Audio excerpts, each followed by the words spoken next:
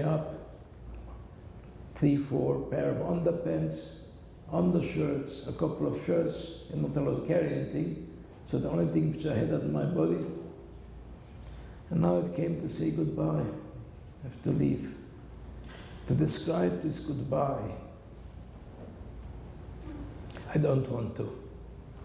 That was in fact the last time. And this was, I knew, we all knew that this is the last time we're going to see ever each other. You miss her to this day, don't you? I don't think I want to answer that. Let's have a look at the next slide.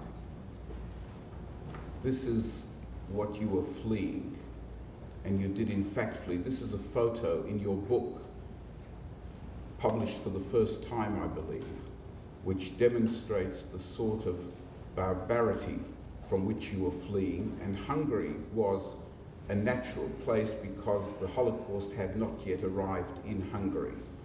Now, one of the places in which you rested for a while was Pupa. Yeah. And you formed an association with the Pupa Rovsakronabrud. He took you into that yeshiva, his yeshiva, in Pupa.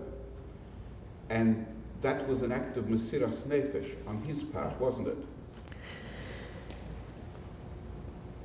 I said before that we're trying to escape to Hungary, and this was a country which had no persecution of Jews.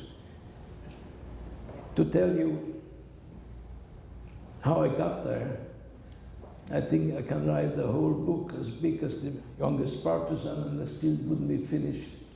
The way we got to the border, at the border, and so on.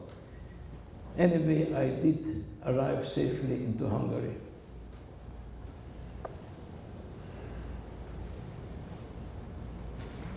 Stranger, in a strange country, a refugee, I can't speak the language. Soon I opened my mouth, it's all right, it's a refugee. And there was a law, very strict law, not to harbor any refugees. It was very severely punished.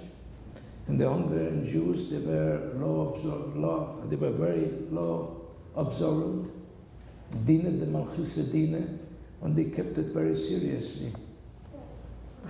So I had no picnic. To tell you how I survived there, it's again, I can write a couple of books. Tell us about the Puparu, because he did something extraordinary. I just want to tell you, I was in Hungary, in Budapest, and I had no place to sleep. I walked during the day, was winter, bitter cold. I said, where I'm going to sleep at night.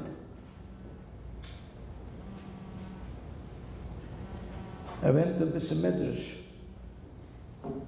In the evening, there was a shir, nice and warm. People were learning there. I was sitting down with the rest of the people, listening to the shir. Around 10 o'clock, the shir finishes up. Everybody goes home. So I figured, nice warm place, I'll be sleeping tonight on that bench. Wishful thinking. The Shamiskim comes over to me and says, young man, we're closing up. I said, that's all right, you can close up. No, but you have to leave. He says, don't worry. He says, no, I can't leave you here. So I said, he insisted I should leave. So I told him, the beat, have mercy on me. I have nowhere to go. I have nowhere to sleep. You'll be on the streets, walking on the streets. The first policeman will stop me and I'll be gone. Please let me sleep overnight. So he tells me, I feel so very sorry for you. I would like to let you sleep here. But in case they find out I let you sleep here, I lose my job.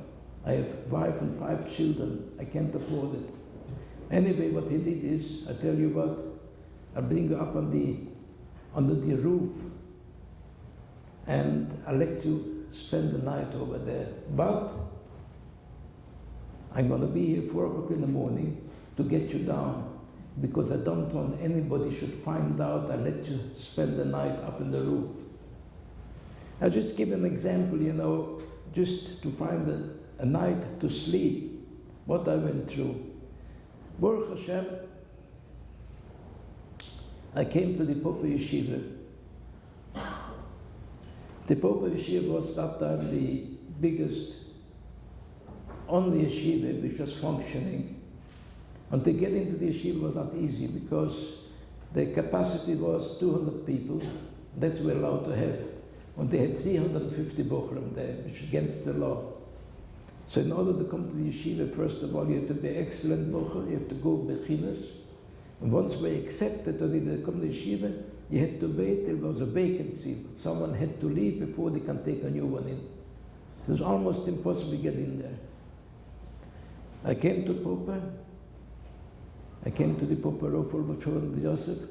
His yard said it's going to be Metz Hashem this coming Shabbos. Zechisa Yugan Aleli. I came in and said, I am a refugee from Pressburg. So he said, wonderful, you're going to stay with me. You'll be with us. We'll take care of you.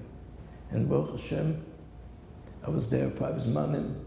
He's my Rebbe Mivek. Whatever I knew, I learned from him. So he's You were a stranger, you were a refugee, you had no papers. If they would have caught me in the yeshiva, I would have endangered the entire yeshiva. 350 books. Yeah. Hat sich angestellt Yes, ins Leben. yes, definitely. Moishe There would be terrible consequences if they would caught me there.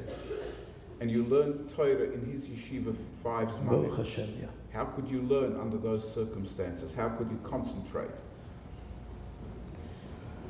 Baruch Hashem, you had beginners, you had to worry about making the beginners. It concentrates the mind. Yeah. Let's have a look at the next slide, please. That's you as a bucher in the Popa Yeshiva. That's yes. You haven't changed at all. Let's have a look at the next slide, please. This is the Heilige Popa Rufs Chisayugan Alaini, who was Moishe Nefesh for you, literally, Kipshitoi. Can we have the next slide? Thank you. This is a map which shows something of your flight path. One of the places in which you ended up was Nitra, and you developed a kesher with the Nitra rules. Tell us about that. While I was in Hungary, that peace didn't last long. The Germans invaded Hungary. The same fate which we had 2 years before in Czechoslovakia happened in Hungary.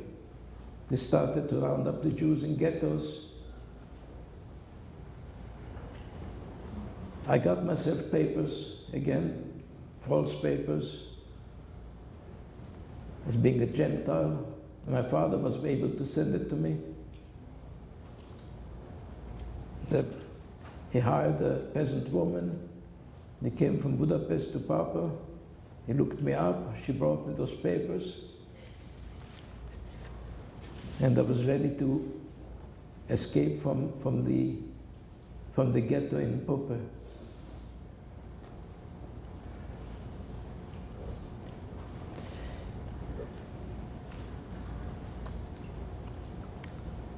It wasn't easy. I had to add pails. I didn't look like a peasant or a goy, so I had to get my pace cut off. I had to get a haircut like the goyim do, and I had to get dressed like the goyim.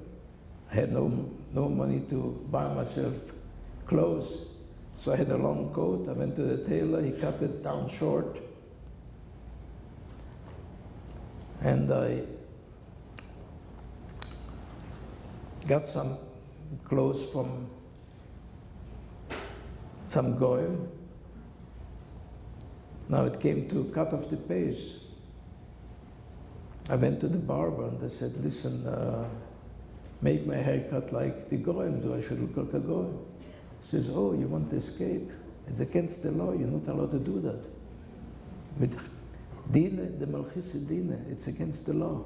And in Baruch Hashem, I got the haircut without his help, and I escaped Papa, and I now, in Czechoslovakia, in our town, the Jewish question was solved. They killed them all. They did not search anymore for Jews. And those few Jews which were there, they were tolerated, which was a handful. One of the center was the Nightly Yeshiva. So again, I had to come from Hungary again to Czechoslovakia. It was not a joyride either.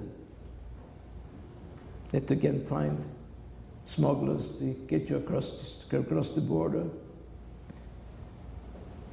Got myself one of those smugglers. So we're supposed to meet in a border town. To get to that border town was not easy because they stopped you, they identified you every station and so on. So you had to be it was a whole idea just to get there. And Baruch Hashem, I got to that border town, and we're supposed to meet at a certain cross-section on the highway, a person with a bicycle, with a head, with a long peasant feather. This is supposed to be our guide. He's supposed to take us across, back to Czechoslovakia. I arrived to that meeting place, and I see another person. Then another person came, and all of a sudden there were a number of people. And here, that time there were no cell phones or communications, but people they see gathering here, strange people, the first thing they would do is notify the first policeman or police station they can reach. So I said, this is not going to succeed. So I saw alongside the road there was a sewer pipe, storm sewer, concrete pipe. So I climbed in there. From there, from the end of the pipe, I was able to observe that meeting point where that man with the feather is supposed to come. Not for long, there were over 30 people gathered in that little intersection, out in the fields nowhere. Anyone a mile away could see those people gathering. The first thing is he'll notify the authorities, from the Nazis, the police. So I said, this is not going to work. I was waiting inside that sewer pipe. All of a sudden, the man with the bicycle arrives with the feather, and it speaks to them, and they go into the fields, disappear into the fields. I had no faith in that whole mission. I followed them, but I kept just enough distance I should not lose them. And when we walked, I made sure I walked next to high cornfields or next to trees, forests, in case they have somewhere to escape. And they kept on walking for a couple of hours. All of a sudden, after a couple of hours, halt. The Germans, the Nazis were there. They stopped them. I started to run right in the cornfield. And I had two little bags, handbags with me. And I started to run. All of a sudden, they started to shoot. And I hit the whistle. The bullets were whistling past my ear. And I kept running with all my strength. Then I threw away one bag, I should be able to run better. Then I threw away the other bag, I should run better. And I kept on running. Then it was late winter, springtime. I had the winter coat on. I took the winter coat and threw it away, I should be able to run. So I ran in the shirt. And what happened is, all of a sudden I found myself on the floor and hear noises. Apparently I must have fainted, and now I can hear the questioning those people, and a lot of noises there. Where you come from? This, questioning them. And then I will say, march. So they marched them away. You can hear those 30 people plus the Nazis who apprehended them. They're marching and marching. till all of a sudden there was no more, I couldn't hear them anymore. And now, perfectly quiet, middle of the night, then I said to myself, all right, you're not caught, but what do I do now? I'm supposed to go across the border. Where is the border? To the right, to the left? I looked up to heaven, maybe the stars will tell me. Couldn't get no information from there either. So I said to myself, if I stay here in the morning, I'm gonna see all the footprints, and I maroon their fields. The peasants gonna come to work on the fields. The first thing they're gonna call the Nazis, the Gestapo, and so I was in a dilemma. While I was thinking, laying there, all of a sudden I hear some noise in the forest. I got scared. Most probably Nazis left behind. Some Nazis. Wait till I come out from the bushes. So I was perfectly quiet, didn't make any. After a few minutes, I said to myself, maybe there's somebody is there. And maybe it's also somebody who escaped. Maybe two of us will figure out how to get out of this dilemma. So I didn't want to miss that opportunity. But then on the other hand, I said, perhaps the Nazis are hiding here, waiting for me to come out. So if I make any noise, I'll be caught. So I said, I made a little bit of noise in the grass. Any normal person would say it's a wind or a rabbit went by. You wouldn't even notice it because such a slight noise was normal to hear. And I made a little noise in the grass. All of a sudden, that person stopped walking. I waited another few minutes, started to walk again. I see again someone is walking. I made again this little noise again. That person stopped. So I figured, this is somebody who is just as afraid as I am. If this would be one of the Gestapos there, he wouldn't even notice it. Since he stopped and so on, must be also somebody who is. So I can't miss that opportunity. I have to make contact with him. All of a sudden, they started to walk again. At that time, I took a fix of the direction where noise comes from, and I started to run to that direction. And I reached the person, and all of a sudden, there's a tall man with a big knife right over my neck. And I was ready to launch. Then he looked at me. He saw that I'm not one of the Gestapos, I'm not one of the Nazis, so dropped the knife. And he tells me, I'm the one who is, I escaped also. Those people are gone, they'll be dead tomorrow. But you come, it's too late to cross the border, it's later early, in a couple, 3 hours, with daylight, I'll take you to my house and we'll try it tomorrow.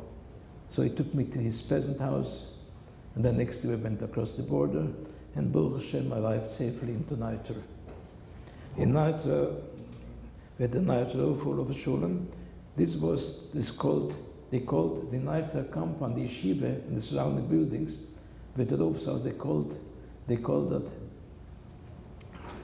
this was a so-called tolerated area.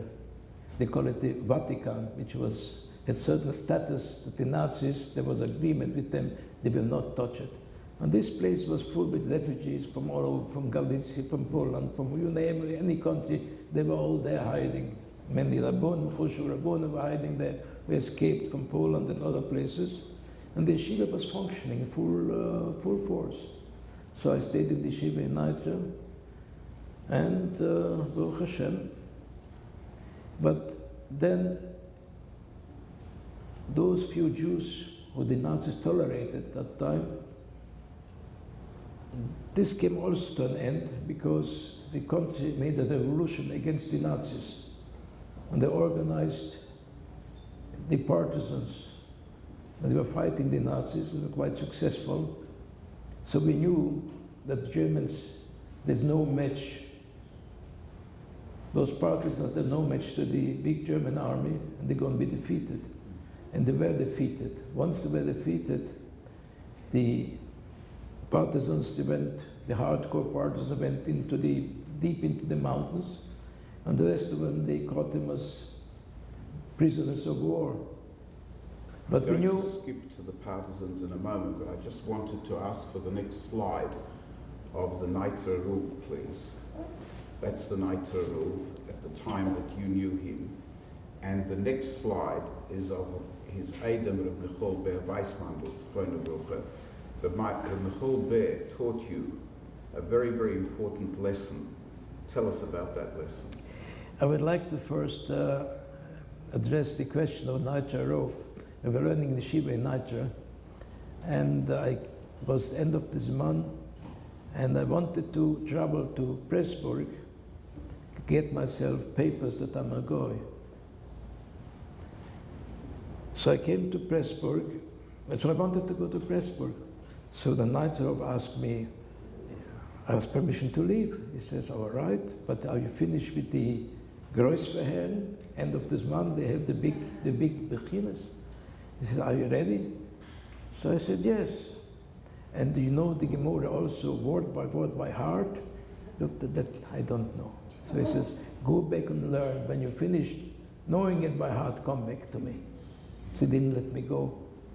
A few days later, I went again to the Rebbe and I told him I would like to leave. So he said, go ahead, but get your papers and come back in 2 days. I came to Pressburg,